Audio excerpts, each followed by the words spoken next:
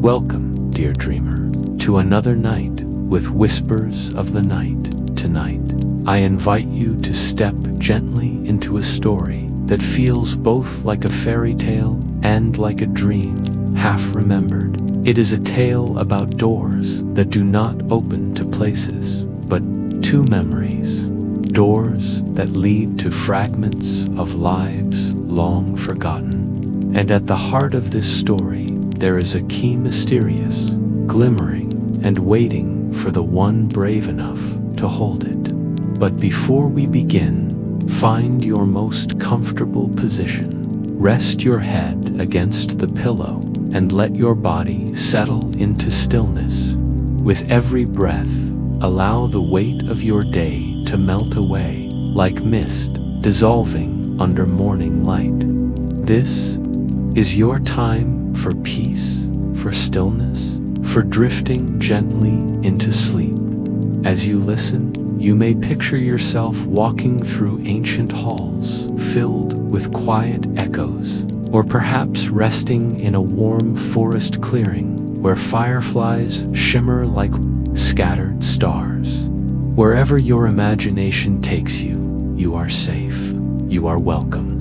And tonight, I will guide you into the story of the key of forgotten doors.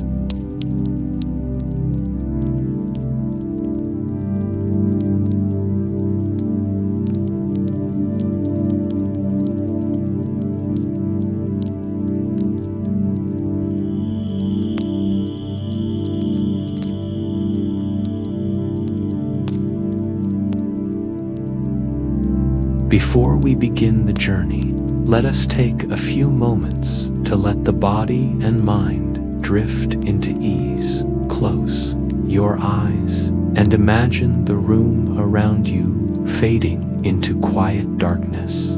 With your next breath in, picture a lantern glowing softly in the distance. As you exhale, imagine yourself walking slowly toward its light. Breathe in once more, slow and deep. Feel your chest rise gently, and breathe out, long and steady, letting go of all tension in your shoulders. Let's do this again, breathing in, calm, breathing out, release. Each breath carries you deeper into rest. Now, imagine the lantern's glow, leading you into a great forest. The trees rise high above, their branches swaying in the hush of night. Fireflies drift lazily, each one like a memory flickering in the air. The forest floor is soft beneath your feet, like moss and velvet. Each step makes no sound, as though the earth itself wishes to cradle you in silence. In the distance, you see doors, an ancient, tall, carved with roots and stars, each one different, each one waiting. But you are not here to rush, you are here to rest. So sit for a moment in the forest clearing, beneath the silver light of the moon. Feel the stillness of the air. Hear the soft chorus of night creatures, whispering lullabies to one another.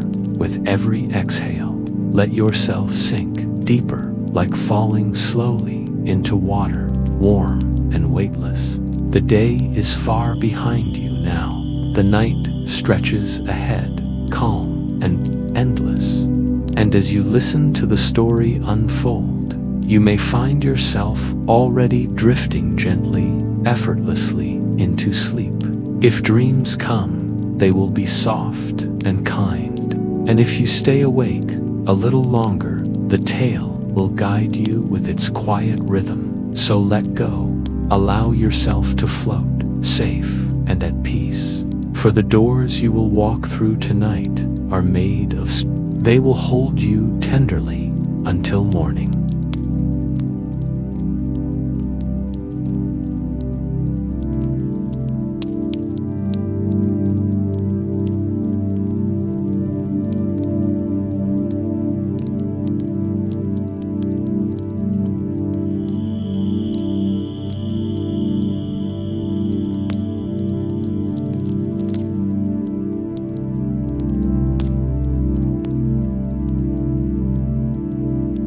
Key of forgotten doors. The locksmith's daughter.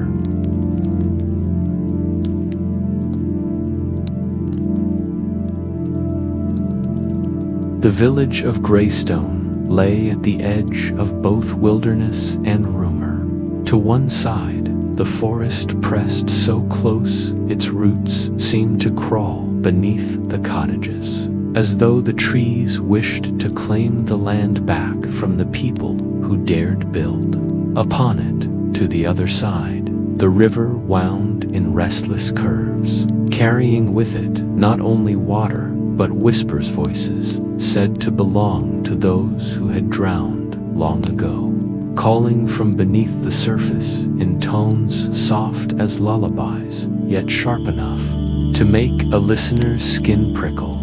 Few spoke of these things aloud, though everyone knew them in their bones. In this village lived Elara, daughter of Rowan the locksmith. Rowan's workshop stood apart from the other homes, at the edge of the cobbled market street, where the mist from the river often drifted in like ghostly fingers. The building smelled always of iron and ash, of burning oil and hot steel. To most, it was a place of practical necessity, locks repaired, keys cut, hinges fixed, but beneath that usefulness lay something other, something villagers could never quite name. For Rowan's work carried a reputation that stretched beyond simple skill. He was not merely a locksmith, they whispered. He was a craftsman of impossible things. Keys that fitted no locks until they were needed. Keys that could open windows nailed shut for decades. Keys whose teeth glinted differently each time the lamplight touched them. Some even claimed Rowan once forged a key that could silence nightmares if tucked beneath a pillow, though no one could say who had asked for it. Elara had grown up in this atmosphere of half-belief and suspicion. From her earliest memory, the clang of hammer on iron had been her lullaby, and the golden spray of sparks her stars. She knew the rhythm of her father's work better than the rhythm of her own heart. The sharp strike, the measured cooling, the careful filing. She had watched him with steady eyes, memorizing the way his strong hands turned raw material into something alive. But Rowan was not a man given to explanations. When Elara asked him why a key must be filed in a certain way, why one tooth must curve instead of stand straight, he would only say, because every lock has a language, and a key must learn to speak it. It was the kind of answer that satisfied and troubled her in equal measure. Still, she trusted him, for he was her world, the only parent she had ever known. Her mother's absence was a silence Elara had grown accustomed to, though she sometimes felt it stir at the edges of her dreams. Rowan never spoke of her. On a night when the sky was heavy with storm clouds and the wind bent the trees toward the village roofs, Rowan called Elara into the workshop. She was 16 then, her hair dark like the forest soil, and her eyes carrying that restless curiosity she could not hide. The workshop glowed with lamplight, shadows stretching like long fingers over the benches, cluttered with unfinished work. On the central table lay a single object, a key, small and blackened, crooked in its teeth, worn as though it had passed through many hands before hers. And yet it shimmered faintly, almost reluctantly, as though it wished not to be seen at all. Rowan's hands trembled slightly as he picked it up. She had never seen her father's hands tremble. "This," he said softly, "is not for any door, you know." Elara tilted her head. "Then what use is it?" He closed her fingers around the key, pressing it firmly into her palm until she felt the metal's chill seep into her skin. It is the key of forgotten doors. Guard it, child, for it can lead to places where memory itself has been locked away. The words stirred unease in her chest. Forgotten doors, memory locked away. These sounded less like the puzzles of locksmithing and more like the riddles of dreams. I don't understand, she whispered. You will, Rowan answered, but there was sorrow in his voice, as though the understanding would cost more than he wished her to pay. That night, Rowan vanished. Elara woke to silence. The house, usually alive with the faint hum of coals in the forge or the slow creak of floorboards beneath Rowan's steps, was empty. At first, she thought he had gone to fetch water or stepped into the night air to clear his thoughts. But the hours passed and no sound of his boots returned. His cloak was gone from its peg by the door. His tools remained, but the forge had grown cold. By morning, the village had begun to whisper. Rowan had always been a figure apart, respected but not loved. Some said he had finally been claimed by the forest. Others that the river had taken him. A few muttered that he had gone chasing one of his strange commissions into what land or ruin, who could say? Elara felt their eyes upon her as she walked through the square, clutching the blackened key hidden in her pocket. She could not tell them of it. Something inside her, some quiet instinct, warned that it must remain secret. That evening she returned to the workshop, hoping for some clue. The tools were where they had always been, hammers lined neatly, chisels glinting, files arranged like soldiers. But as she swept her eyes over the shelves, she noticed something different. One drawer was open a crack. Inside, beneath scraps of parchment covered in sketches of teeth and notches, lay an envelope. Her name was written on it in her father's hand. Elara's heart pounded as she broke the seal. Inside was a lettern finished, as though her father had been interrupted mid-thought. Elara, if you are reading this, then I have already stepped beyond the door. Do not follow me, not yet. The key is yours now.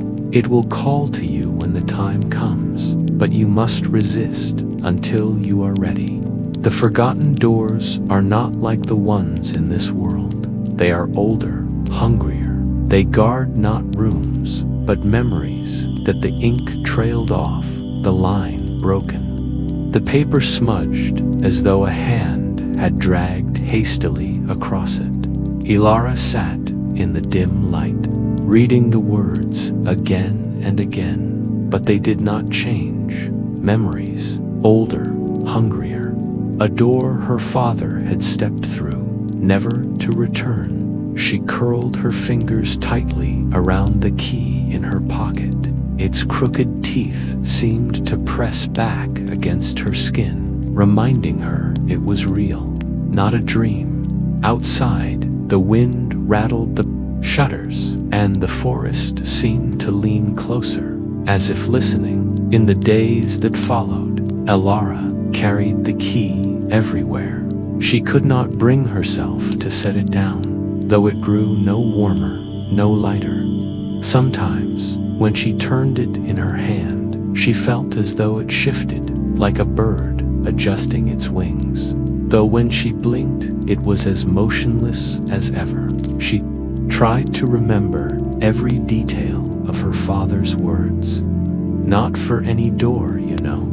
Places where memory has been locked away. What did it mean? What memory was worth sealing with such a key? And what had he meant by when the time comes? At night, she dreamed of doors, hundreds of them, endless rows, standing in fields of fog. Some were small and wooden, others tall as towers and made of stone, iron, or glass. All were closed. She walked among them, her hand brushing their surfaces, the key burning hot in her grip, until she came to one without a handle, its frame twisting as though alive.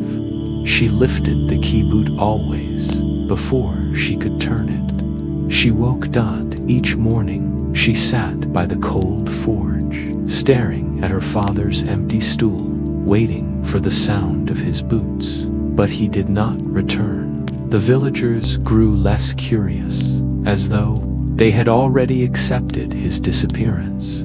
That was the way of Greystone. The forest took, the river took, and life continued. But Elara could not accept it.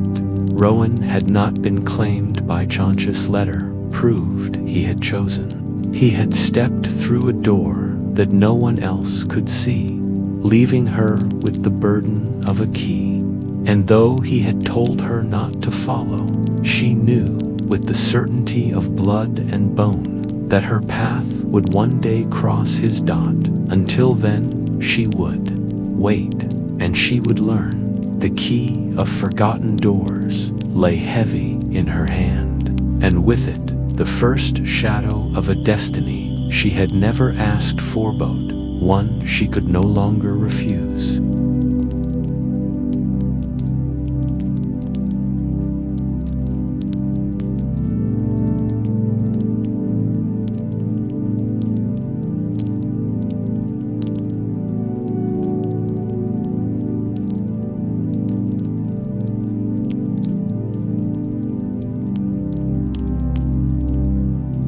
The door in the forest.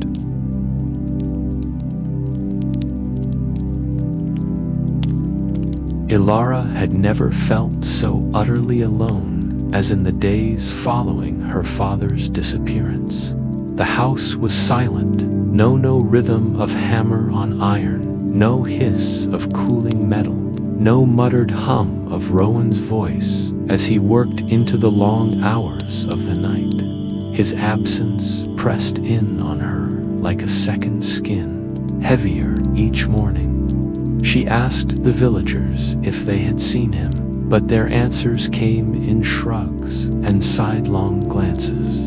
A shepherd claimed he had seen a cloaked figure walking at dawn toward the woods. An old woman muttered that the forest had taken him back. Their words only fed her unease, for none gave her a path she could follow. Yet Elara could not shake the memory of her father's trembling voice, of the blackened key now always warm in her palm. It seemed to pulse faintly when she closed her fingers around it, a heartbeat of metal against flesh, as if urging her somewhere unseen. At last, she decided the only place left to search was the forest. The forest loomed just beyond the last crooked cottages of gray stone, a wall of ancient trunks tangled together so thickly that day itself seemed to falter at its threshold. Few entered willingly, for they said the trees listened, and listening trees seldom forgot. Elara entered alone. The air beneath the canopy was cool, heavy with the musk of damp soil and moss. Sunlight filtered through in fractured beams, catching the floating motes of dust so they seemed like drifting stars. As she walked deeper, time itself began to feel strange. The beat of her heart slowed. The rhythm of her steps no longer seemed her own but guided, as though the forest floor was nudging her forward. Her thoughts kept circling back to Rowan's letter. The key is yours now. It will call to you when the time comes. The forgotten doors are older, hungrier. What could he have meant? And why had he told her not to follow? when every instinct in her blood pulled her after him. The deeper she went, the heavier the silence grew. Even the birdsong faded. The trees leaned close together, their branches creaking faintly overhead, and she found herself imagining they were bending to listen, whispering among themselves in a tongue she could not grasp. Hours passed, perhaps minutes, she could not tell. Twilight descended softly, tinting the moss in shadowed green and the trunks in shades of fading silver. That was when she found it. In a small clearing, where no path should have led, stood a stone arch. It rose out of the earth like a relic, moss trailing down its sides, ferns growing from cracks in the weathered blocks. At first glance, it was no more than a forgotten fragment of something long vanished. But Elara's breath caught in her throat, for the arch did not belong here. No walls surrounded it, no roof, no structure of which it might have been a part. It was only a doorway, standing alone, and worse still, it seemed to hum. A low vibration that rippled through the air, the same way her father's stranger keys had hummed when she was a child. Elara stepped closer. Beyond the arch, there was only forest, as though it were no more than a frame of stone. Yet the moment she drew the key from her pocket, the air shifted, the arch darkened, shadows swelling, until before her eyes a door appeared. It was tall and black, its wood rough as if charred by fire, its iron hinges rusted yet unyielding. The key in her hand pulsed harder, alive now, demanding. Her throat tightened. She reached out with her free hand, brushing her fingertips along the surface.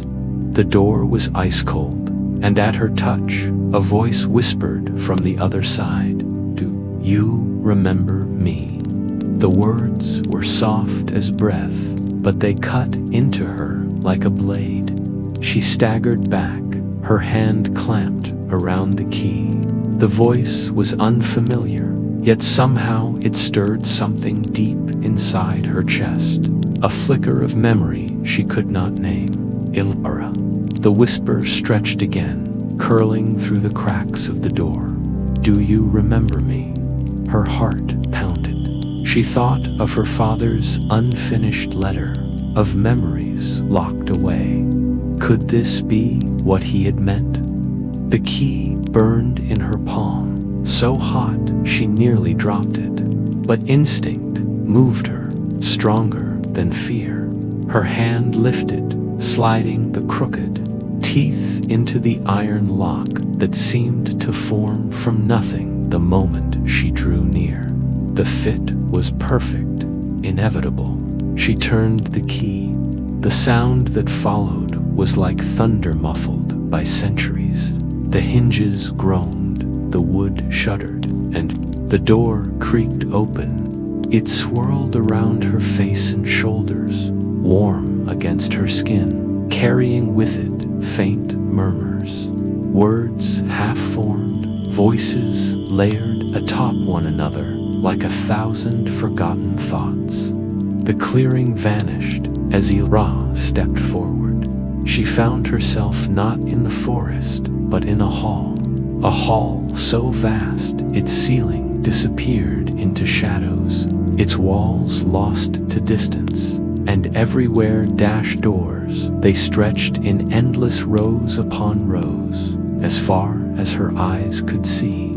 Some were small, barely the height of a child, carved of pale wood, and painted with faded patterns. Others towered like giants, wrought from black stone, their surfaces etched with runes that pulsed faintly with light.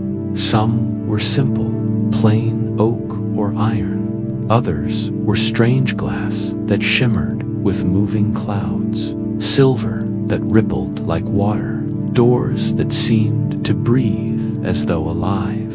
Each one whispered. The sound filled the vast hall. Murmurs, sighs, fragments of speech. She strained to listen, catching only fragments. "Do not forget me. I am still here," she promised. The voices brushed her ears like moth wings, slipping away before she could understand. Elara walked forward, her boots echoing faintly against the stone floor. The golden dust swirled around her with every step, settling upon the doors, clinging. Like memory, she stopped before a narrow door of faded blue, its paint peeling, its handle dull with age. As she reached for it, the whisper behind it grew louder. Elara, her chest tightened. The voice was the same as before, the one from the forest door, familiar yet unplaceable. She let her hand hover, trembling, but pulled away before she touched it. Her father's warning rang in her mind. "Do not follow me, not yet. Resist until you are ready." She swallowed hard and stepped back, forcing herself to look away. The hall stretched endlessly. There was no telling where her father had gone or which door he had chosen. She clutched the key to her chest, its weight pulling her down, anchoring her in this place that felt both real and unreal. And as the whispers grew louder, weaving together in a tapestry of forgotten voices, she realized one truth with a shiver that stole her breath. She had stepped into the heart of memory itself that night, though she could not tell if night truly existed in this place. Elara sat at the base of a great bronze door etched with constellations, listening to the whispers as they rose and fell like tides. Her father was here, she felt it. Somewhere among these countless doors, his voice waited, but so too did others. Voices that longed to be remembered. Voices that had been locked away. She closed her eyes, holding the key tightly, and whispered into the silence, "I will find you, Father. Whatever lies behind these doors, I will not forget."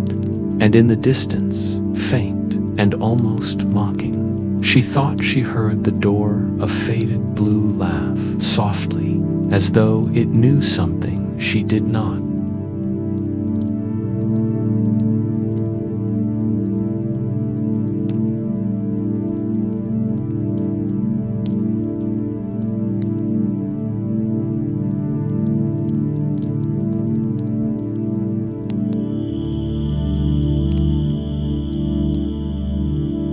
The boy without a past. Elara wandered deeper into the hall of endless doors, the golden dust still clinging faintly to her hair and sleeves.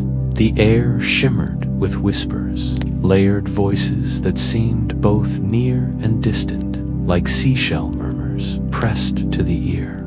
Some doors pulsed faintly with light. Others remained dark, heavy with silence. She had almost grown accustomed to being alone with the weight of her father's absence when she realized she was not alone at all. A figure leaned against one of the nearer doors, half hidden in shadow. For a breath, she thought it was Rowan, her father, waiting, perhaps even watching. Her heart jolted. But as he stepped into the glow of drifting dust, she saw a boy near her own age. His hair was the color of ash, pale and unruly, and his eyes were strange and unsettling shade of silver, so light they caught the faint glow of the hall and reflected it back at her. His clothes were simple, worn as though they had been forgotten in a chest for decades. When he spoke, his voice carried an odd resonance, neither entirely familiar nor entirely foreign. "You're the first I've seen here," he said quietly. "Does that mean you remember me?" Elara stiffened. The words echoed the door's whisper in the forest clearing, though this voice was clearer, human, trembling with uncertainty. "I don't know you," she admitted, though even as she said it, a strange sense of familiarity flickered inside her. The boy's lips twitched in a faint, bitter smile. "That makes two of us." He straightened, brushing dust from his sleeve, and gave a small bow, though it felt more mocking than polite. "My name, if it is truly mine, is Cael. It's all I've been able to hold on to since I woke here." "Woke?" Elara asked, nodded. "I don't know where I came from. I don't know if I was born in a village, or if I ever had a family. I remember nothing beyond opening my eyes in this place, surrounded by whispers. I tried the doors." His hand gestured broadly at the endless rows. "Every handle I touched turned cold, resisting me. None of them opened. It's as if this hall rejects me." Elara studied him carefully, her hand slipping instinctively to the blackened key hidden in her pocket. She did not yet trust him, but she felt no malice in him, only a raw emptiness that made her heart ache. "Maybe you're not meant to open them," she said slowly. Cael's pale eyes flicked toward her hand. "But you are." She froze. "How do you know that?" He gave a small, humorless laugh. "Because the moment you stepped into this place, the hall changed." The whispers grew louder. Some of the doors seemed to lean toward you, like they were waiting. "And when I saw the way you clutched that key, well, I think we both know it's not an ordinary one." Elara hesitated. Her father's warning echoed in her mind guard.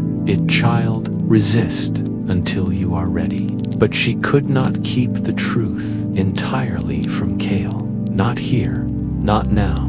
It's called the Key of Forgotten Doors," she admitted. "My father gave it to me before he disappeared. I think he came here.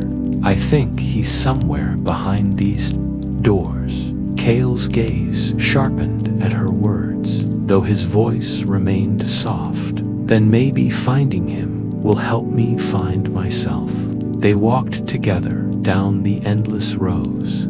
Cael spoke little, but when he did, his words carried a strange hunger, as though he were desperate to anchor himself in something real. Elara caught him, glancing at the doors often, his fingers brushing the handles, despite his claim that they resisted him. Each time, he pulled his hand away quickly, as though burned. At last, they stopped before a door, unlike the others. Its surface was carved with feather patterns, delicate wings etched into the wood, as if in flight. The carvings shimmered faintly, as though a breeze stirred through them. Though the air was still, Elara felt the key in her pocket pulse again, harder this time, as though alive with anticipation. Cael swallowed. "Try it." She hesitated, glancing at him. "What if it's dangerous?" He gave a hollow smile. "Then at least it's something. Better than standing here with nothing but emptiness in my head." Taking a deep breath, Elara pulled out the blackened key. The feathers on the door seemed to stir in response, glowing faintly gold. The lock revealed itself, invisible a moment before, waiting. She slid the key in, and the teeth fit as though carved for it, with a soft click. The door swung open. Golden dust poured through the threshold, curling like mist. Beyond lay not another hall, but a village small, sunlit, familiar in the shape of its houses and winding lanes. But it was empty. Elara stepped through. Cael close at her side. The air was warm, carrying the scent of bread and wildflowers. She heard the faint sound of laughter children playing somewhere out of sight. And yet, when she turned a corner, the street was deserted. The houses stood with doors ajar, windows open to the breeze, but no one was there. Only the echo of joy lingered, threaded with sorrow. Cael froze, his eyes wide, his breath quickening. His pale hands trembled as he gripped the edge of a wooden fence. "I know this place." Elara turned sharply. "You remember it?" "No," his voice shook. "Not truly. I don't see faces or names, but something in me aches, as if I belonged here once, as if I should remember." He pressed a hand against his chest, his silver eyes clouded with pain. "The laughter, it feels like it's mine, like I lost it somehow." Elara's heart clenched. She could see it in him, the way his emptiness pulled against the faint threads of memory now stirring. He was like a puzzle, missing too many pieces, and the sight of this forgotten village gave him back only the ache of absence, not the memory itself. "Maybe this is what the doors are," she murmured, more to herself than to him. "They don't just lead to places, they lead to memories that were locked away, forgotten worlds." And the key. Cael looked at her, his eyes filled with desperate hope. "It restores them." Elara swallowed, her father's unfinished letter burning in her thoughts. "They guard not rooms, but memories." Perhaps this was what Rowan had feared, that the doors would call to her, that each one she opened would weave her deeper into the forgotten past. Piece by piece, they walked the silent village together, tracing the paths of lives that had once been lived here. Elara touched a weathered swing that creaked faintly in the breeze, its rope frayed but unbroken. Cael knelt by a chalk, drawing on the stone path, faded but still visible shapes of wings. A child's hand attempting to capture flight. Tears welled unexpectedly in his eyes. "Why can't I see them? Why can't I remember their faces?" Elara placed a hand gently on his shoulder. "Maybe the doors don't give everything at once. Maybe they only return fragments, slowly. You'll remember more, Cael. We'll find the rest." He looked up at her, his expression caught between gratitude and despair. "Then I'll follow you until every door is opened." When they returned through the feathered door, the village faded behind them, dissolving back into dust and silence. The hall of doors stretched once more, eternal and waiting. But something had changed. Cael no longer seemed entirely hollow. There was a spark in him now, faint but undeniable, a beginning dot, and Elara felt something, to a deep certainty, that this was the path her father had walked, that he had opened doors like these, searching, restoring. The key pulsed again in her hand, heavier than ever. It was no longer just a relic of her father's work. It was a responsibility, a burden. Together, she and Cael stood beneath the endless doors, their breaths mingling with the whispers that surged all around them. "Then we'll keep going," Elara said softly, gripping the key. "Until we find him, and until I find myself," Cael added, his pale eyes gleaming faintly in the golden dust. And so the girl with the key and the boy without, a past set their course into the shadows of memory, unaware of how many doors they would have to unlock or what might come through once they did.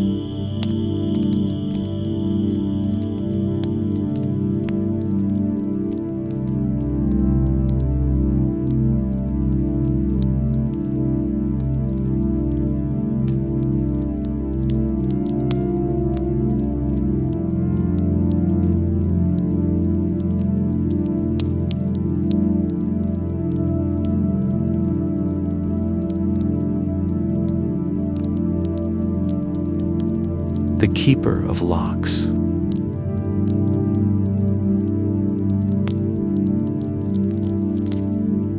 The hall of doors stretched on without end, each threshold whispering to Elara and Cael as they moved deeper. They had lost count of how many they had opened. One revealed a weaver's cottage filled with looms, though the threads hung loose and tangled, half-finished patterns drifting into nothingness. The weaver herself had been absent, yet her voice lingered in the rafters, murmuring a song she could no longer remember. Another door opened into a soldier's camp, empty tents lit by a guttering fire.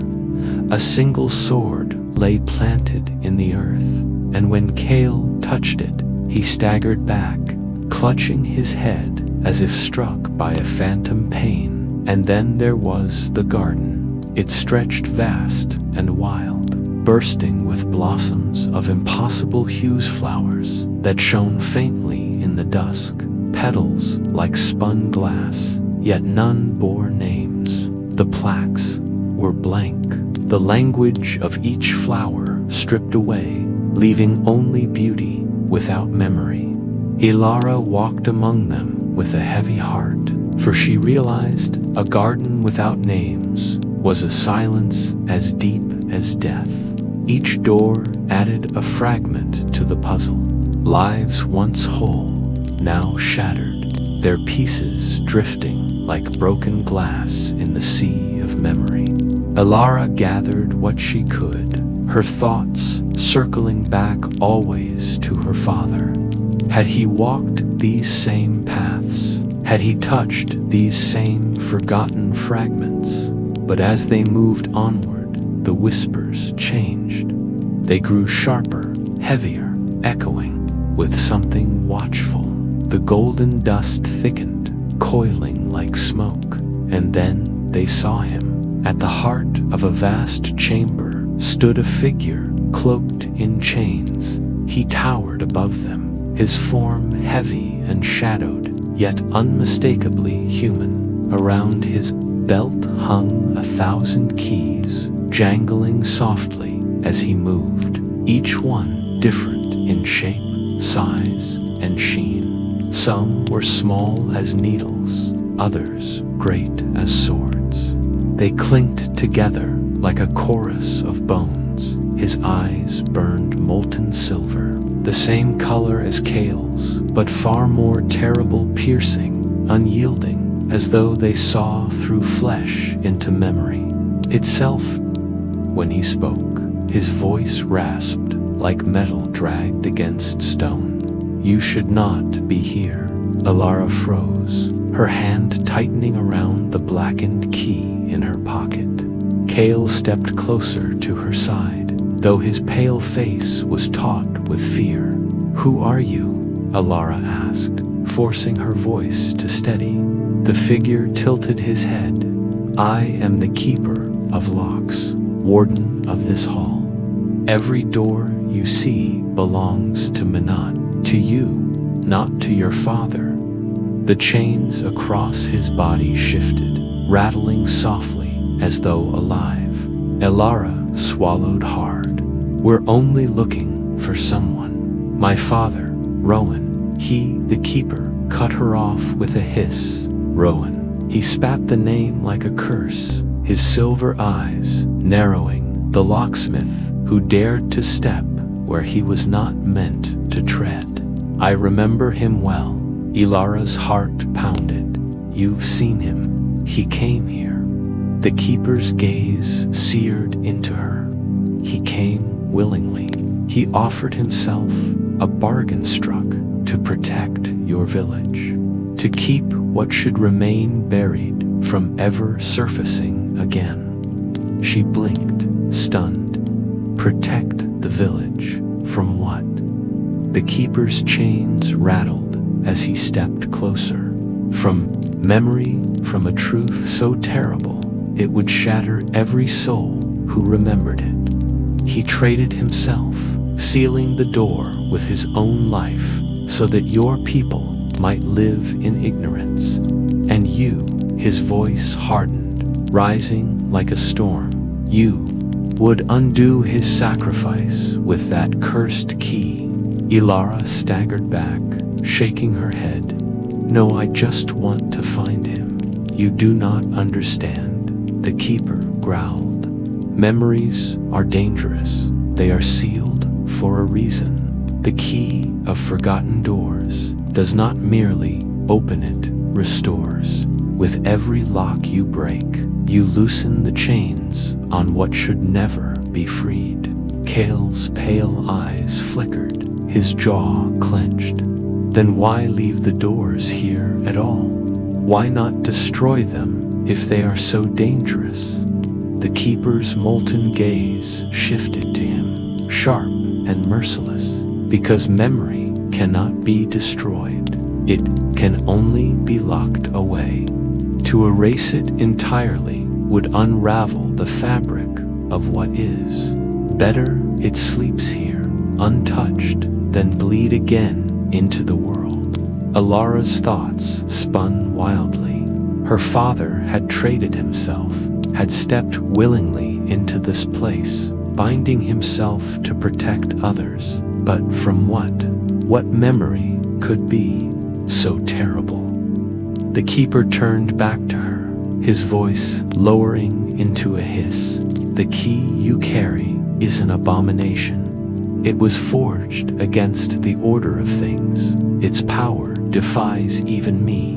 That is why I could not stop your father when he carried it, and why I cannot stop you yet. But know this, every door you open brings you closer to unleashing what Rowan died to contain. The chains coiled around him like serpents, clinking with menace. Leave this place. Throw the key into the river that whispers your name. Forget your father, or you will lose more than him. Elara's breath shook, but she lifted her chin. I can't. He's still here. I can feel it, and I won't abandon him. The keeper's eyes flared like molten fire. Then you are a fool, girl. Cael stepped forward then, his silver gaze locking with the keeper's. For the first time since Elara had met him, his voice rang with defiance. She's not a fool. She's the only reason anything in this place stirs at all. Without her, every door stays shut. Without her, I remain nothing. If she walks away, I'll never know who I am. The keeper's gaze bore into him, and for a heartbeat, the two seemed to mirror each other. Two figures with silver eyes, one filled with molten rage, the other with aching emptiness. The chains rattled, then stilled. You, the keeper said, slowly, as if tasting the word. You are no ordinary wanderer. You are a fragment yourself, memory without a host. You should not exist outside your door. Cael's face blanched, a memory. Elara's chest tightened. The boy without a past, a piece torn from some forgotten life, given form in this place. The keeper turned back to her, his tone hardening. You see the danger. Every step you take bends the order of this hall. That boy should have remained sealed, yet you have drawn him out. And if you continue, his voice dropped into a growl, you will awaken far worse than him. The hall seemed to tremble with his words. Doors shuddered faintly in their frames, whispers sharpening into cries, fragments of memory pressing like waves against the silence. Elara felt the key thrum in her palm, hot and restless, as though eager to prove its power. Her heart raced, but she forced her voice steady. Then tell me, what memory did my father seal? What was so terrible he gave himself up? The keeper's eyes burned brighter, the chains coiling angrily. That is the one door you must never open the door Rowan locked with his life. If you turn that key upon it, the village you love will drown in its own forgotten truth. He raised a hand, and the chains around him slithered, clashing like iron thunder. Leave this place, child. If you stay, you will not only lose your father, you will lose yourself. The silence that followed pressed like stone. Elara's chest burned with the weight of choice. Her father had sacrificed himself to keep a terrible memory hidden. The keeper's warning rang with truth, yet so did the ache in her heart. She could not walk away, not when she had come this far. Cael touched her arm lightly. His silver eyes were troubled but steady. Whatever you choose, I'll follow, because maybe finding your father is the only way I'll ever find myself. Elara closed her hand tightly round the key of forgotten doors. Its crooked teeth pressed into her skin like a reminder, like a promise. She looked up at the keeper, meeting the fire of his gaze. Then I'll keep searching, no matter what you say. The chains hissed, but the keeper only smiled a slow, terrible smile. So be it, he whispered. But know this, Elara Rowan's daughter, the next door you open may not only give, but take. And when it does, you will learn why some memories are better left forgotten.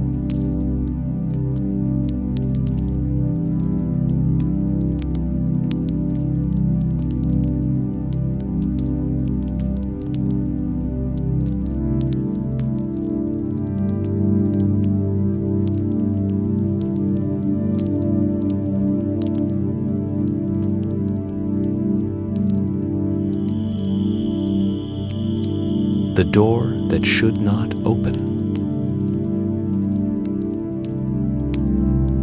The Hall of Forgotten Doors had always been heavy with silence. But as Elara stood before the largest of them, the silence pressed on her chest like a weight she could barely bear. The black door rose higher than any other, its arch touching shadowed heights she could not see. Its surface was etched with writhing roots that seemed alive, shifting faintly in the dim light. Between the twisting lines glimmered faint runes, their glow like embers buried in ash. It seemed to pulse, as though something within was listening, waiting. Cael stepped forward, pale eyes reflecting the door's light. This one feels different, he murmured. It's watching us. His voice, usually steady in curiosity, now trembled with unease. Elara clutched the key tightly in her hand. She had come so far, passing through doors of broken lives and faded gardens, facing the keeper himself. Yet nothing had made her heart race like this. Beyond the wood, she felt it, her father's presence, faint but undeniable, like a flame barely sheltered from wind. He's there, she whispered, her throat dry. I can feel him. Cael shook his head. The keeper warned us. Some doors are locked because they must be.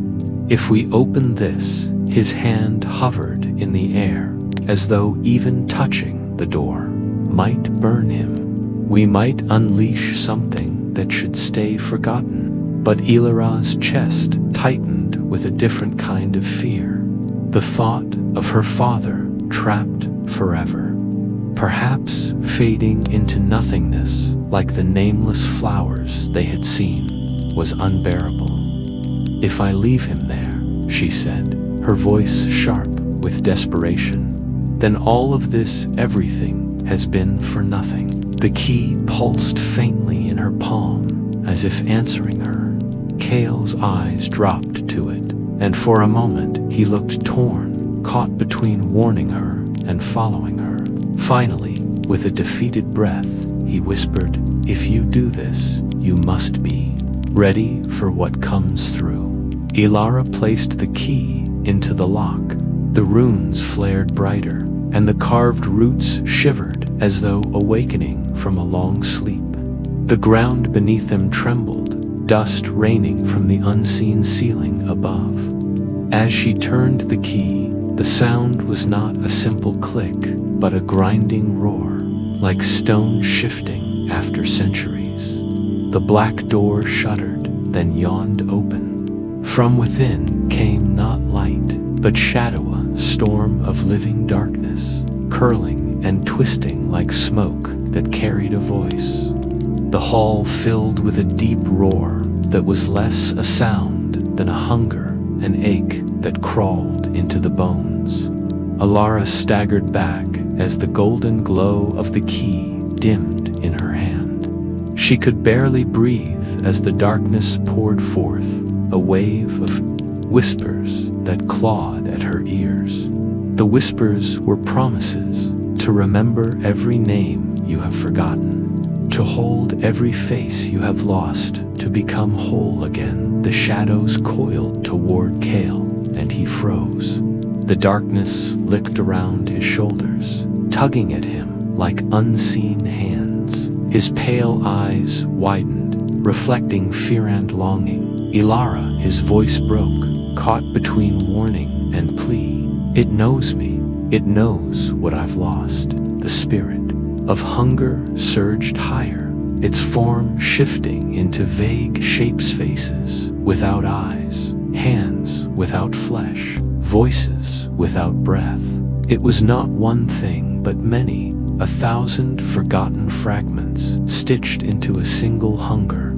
It leaned close to Cael, and though it had no mouth, Elara heard it whisper within her own head, "You are mine already. You belong to me. I can give you the past you seek." Cael's lips trembled, his fists clenched.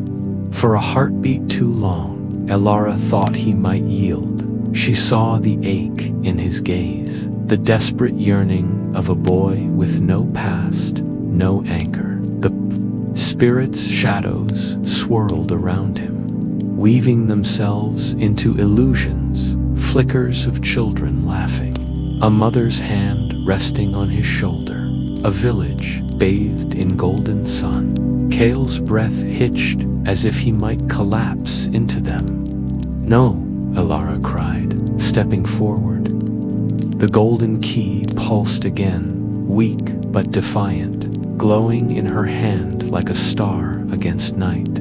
She raised it high, the light cutting through the storm of shadow. "Cael, don't listen. They're lizards, only using your pain." Cael's gaze wavered. The shadows curled tighter. His body leaned forward, as though the spirit's pull was stronger than gravity itself. Elara's heart hammered it. She lost him now. She would be truly alone. "Cael," she shouted, her voice breaking. "You are not forgotten. You are here, with me. You're real, and that's more than any memory can give." The words seemed to strike something within him. Cael's eyes snapped to hers, wide and shining, as though her voice tethered him against the storm. The illusions flickered, faltering. He staggered back, breaking the spirit's grasp, his breath ragged. The darkness shrieked in fury, a chorus of countless lost voices twisted in pain.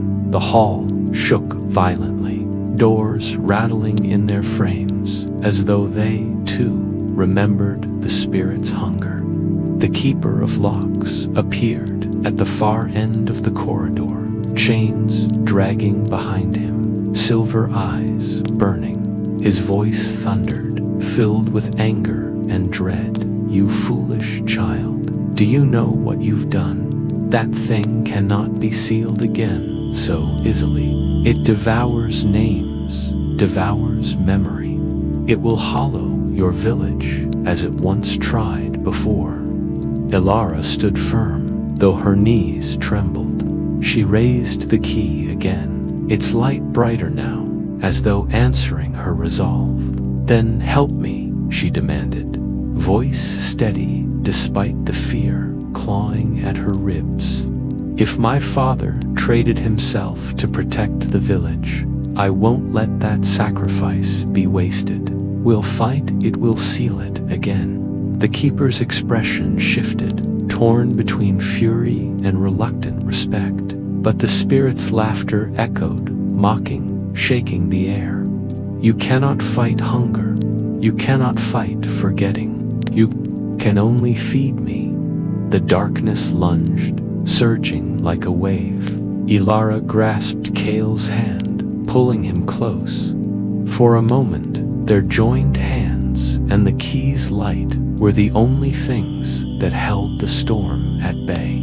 The shadows struck, hissing, but the light flared back, searing them away in bursts. Yet Elara felt her strength draining. Every pulse of the key tugged at her memories, the sound of her father's laugh, the warmth of her home, the scent of the village fields. The spirit sought to devour her too, stripping away all that made her whole. "Elara." Cael's voice was raw. "If it feeds on what we've lost, then maybe that's the key. Don't give it what it wants. Hold on to me. To now," she gasped, holding tighter to his hand. Instead of fighting the pull of her fading memories, she anchored herself in the present, the weight of Cael's hand, the sound of his breath, the burn of determination in her chest. The spirit recoiled, confused, its whispers faltering. The keeper lifted his chains, striking them to the ground. From the iron links burst waves of ringing sound, sharp and bright, shaking the storm of shadow.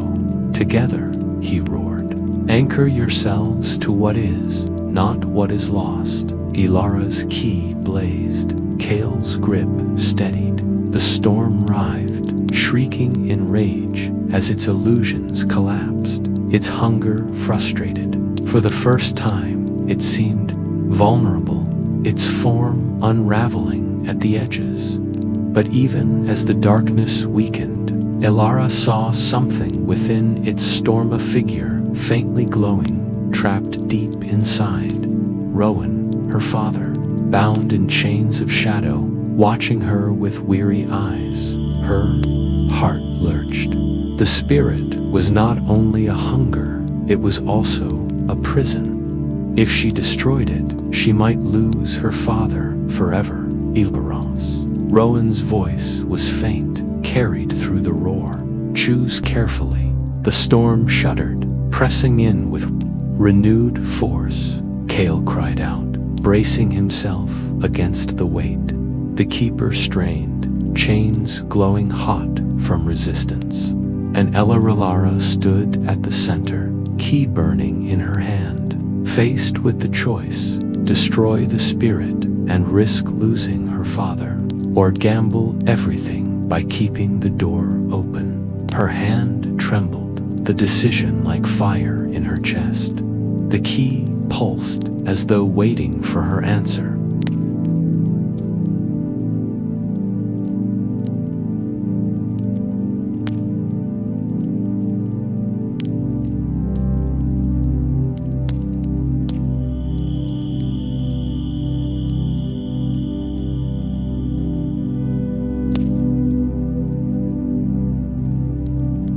The memory restored. The storm of shadows roared like a sea with no shore, swallowing sound, light, and thought itself. Elara felt her fingers slipping from Cael's hand, her small frame battered by winds that smelled of old sorrow and ash. The spirit's whispers circled them like vultures, its voice woven of 1,000 forgotten cries. "Come home, Cael. You were never theirs to begin with. You are mine. With you, I will be whole again." Cael trembled, his pale eyes flickering with doubt. For a heartbeat, Elara thought she had lost him. The boy looked at the spirit's vast, shifting form, and something inside him seemed to yearn toward it, like a tether pulling him to the dark. His lips parted, and she feared the next words would be betrayal. But instead, his hand tightened around hers. His voice was steady, though it wavered with sorrow. Elara, I know now. I was never meant to escape the spirit because I am part of it. The words cut deeper than the storm. Elara's breath caught. No, you're Cael. You're you. He gave her a small, almost apologetic smile, his pale hair whipping around him in the gale. I am, but I am also not. I was carved out of its hunger, severed and shaped into something gentler, something lost when your father sealed it away. I am the part of it that longed for warmth, that longed for family. The shadows writhed angrily, sensing his hesitation. They lashed toward him with tendrils of smoke, crooning promises in voices soft as lullabies. If you return, you will know who you were. You will have every memory, every face. You will belong. Tears streaked down Cael's cheeks, and his free hand lifted toward the darkness before he caught himself, clutching his chest instead. Belonging isn't worth devouring the world, he whispered. Elara's throat burned with unshed tears. Don't go, please. There must be another way. But behind them, through the swirling storm, she heard another voice rough with weariness, yet steady, like roots sunk deep into the earth. Elara, her heart leaped. Rowan's voice. She turned, straining through the haze, and there he stood, her father worn, his clothes torn and shadow-stained, his eyes hollowed with years of keeping the spirit contained. But he was alive, and he was calling to her. Elara, listen, Rowan said, his voice breaking but resolute. The key is more than a door, it is a balance. It can open, but it can also close. To seal the spirit again, you must not unlock, but lock. Turn the key against the hunger. Her hands fumbled at her side, gripping the ancient weight of the key of forgotten doors. It was cold, trembling as if alive, humming with power that throbbed in time with her heartbeat. For a moment, she could not breathe. She thought of the keeper's words, of warnings about memories too heavy to carry, and of Cael's pale eyes filled with both hope and resignation. Cael's voice pulled her back, his fingers pressed into hers, urgent.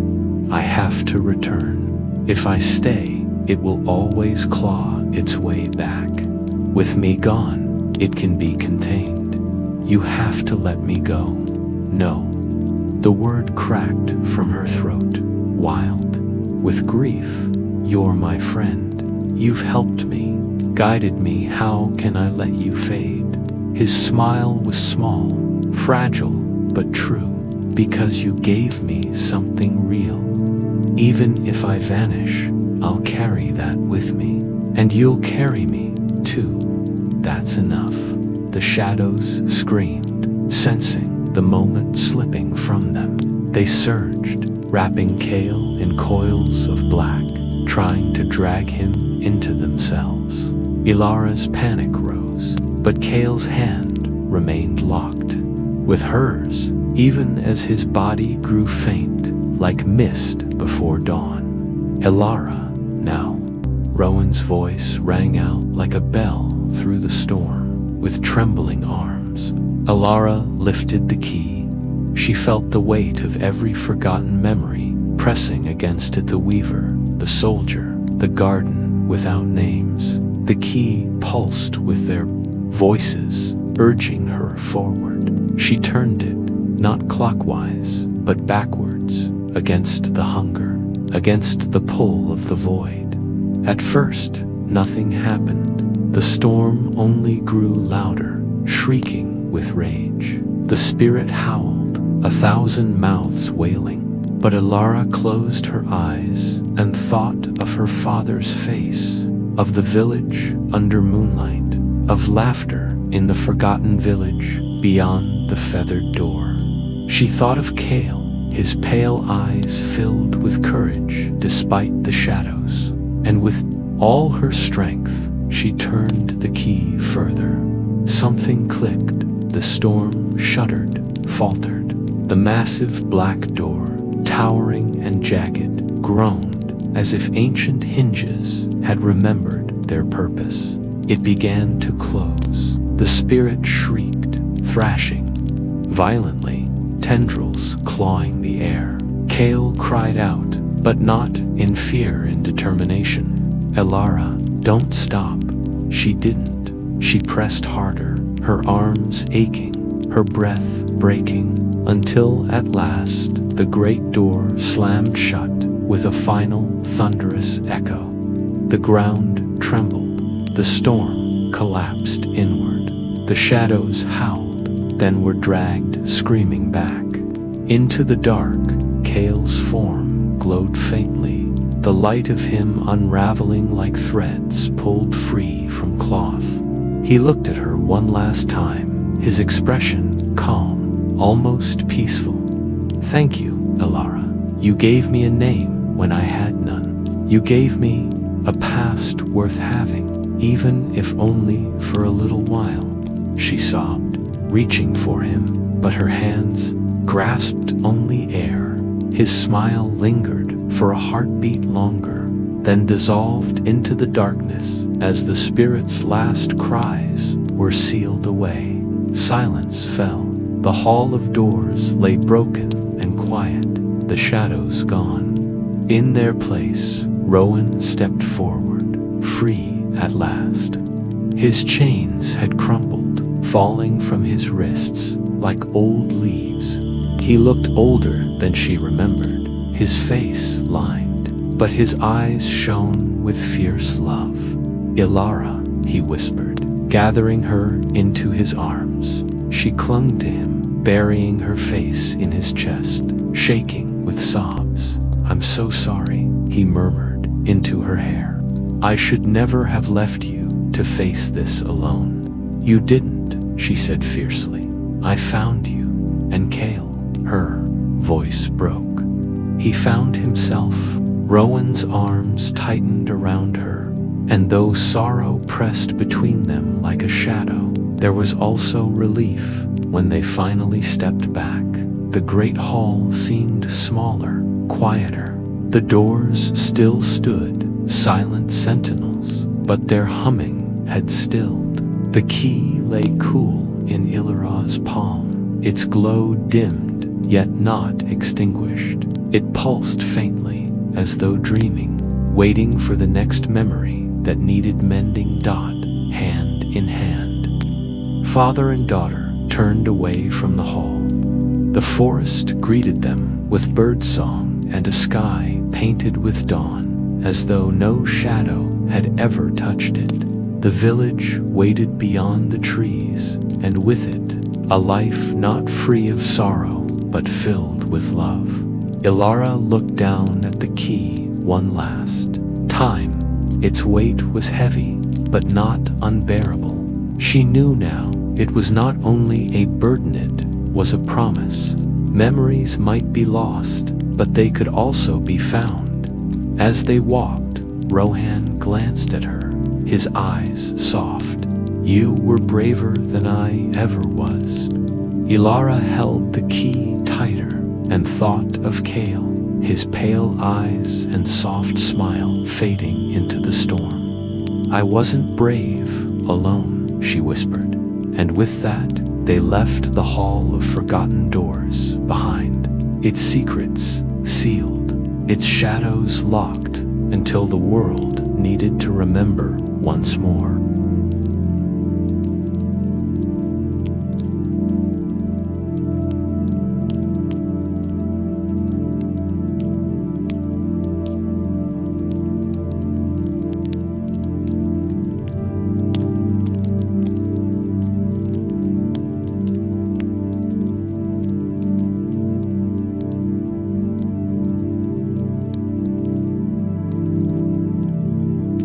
Thank you for joining me tonight, here at Whispers of the Night.